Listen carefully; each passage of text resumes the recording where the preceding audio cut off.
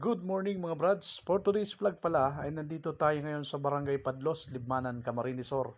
Kasama pala natin ngayon si Brads Idol Paul Anthony Sarsaba at ang aming client na si Ma'am Michelle Piñaredondo at ang ating cameraman na si Brads Idol Jeremy Rumbaes.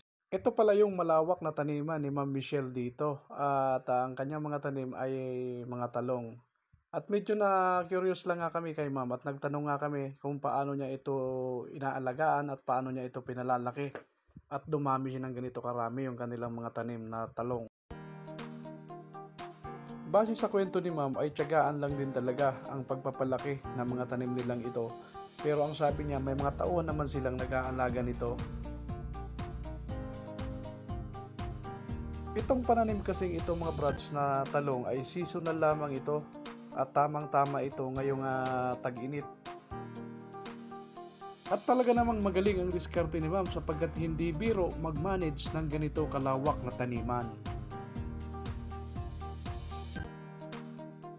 At napakaganda ngang pagmasdan ang mga bunga nito dahil sobrang dami at malalaki. Kaya hindi ko na nga napigilan na hawakan ito at mamitas tayo.